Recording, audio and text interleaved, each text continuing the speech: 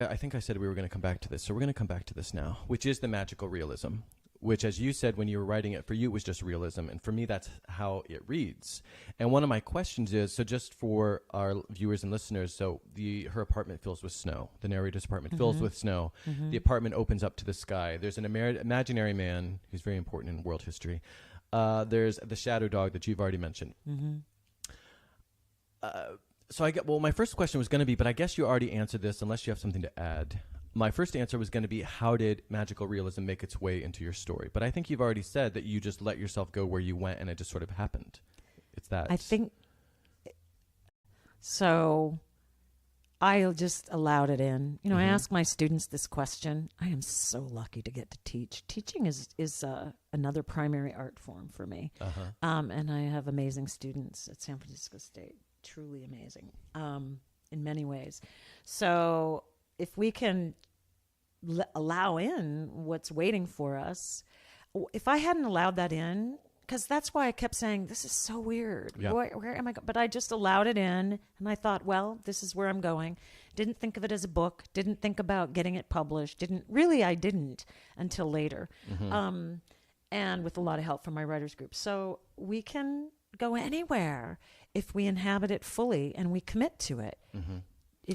Right? So I just went there. I don't know what to say about the magical realism. Right. It's not that people are right in saying that and saying it tilts towards surreality, whatever they want to say, it's all true. But that's from a reader's point of view. After the fact. Yeah, it's not from the way I inhabit it. And when all of us are inhabiting our work, we all have intense emotions. We all have an intense imagination. We all have experiences that pull on us, that create pressure inside of us, wherever that comes from, intellectual, emotional, both.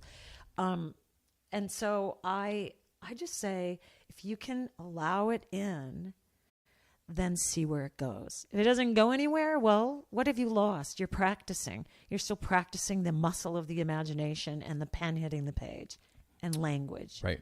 You've lost nothing. Right. And further, you have very likely gained something. And something along these lines is, one of the things that I loved is that the imaginary man, who we will not name, no spoilers, but the protagonist comments after her interaction with the imaginary man, quote, "I have not felt that kind of love since childhood."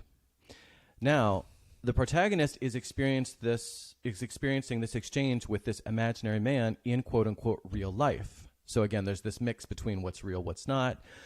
And even though it's imaginary and she intellectually knows it's imaginary, but what she's feeling is no less powerful. And what she's feeling in reality is no less powerful, even though the man is imaginary. And so I just liked that sort of coming together there, right? Because it shows why, and this to me is sort of why what you're talking about with regards to from your perspective, the magical realism just happened and you just went with it and you didn't need to name it or contrive it, or it just happened and you just went with it and it just worked, because what we imagine can have just as real an impact in this reality, right? Yes. And so for me, that exchange with the imaginary man really crystallized that idea. And thank you. That's a beautiful way to put it. Yes. All right. Thank you.